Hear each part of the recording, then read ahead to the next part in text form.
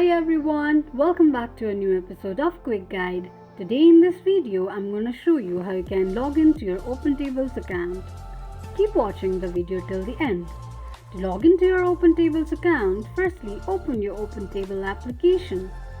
Click on the profile icon at the top right corner of the screen.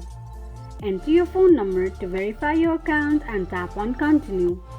You can also use your email instead of phone number. A 6-digit verification code will be sent to your phone number. Enter your verification code and click on Continue.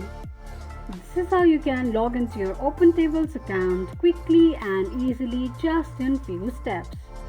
If you have any thoughts or queries, let us know in the comment section.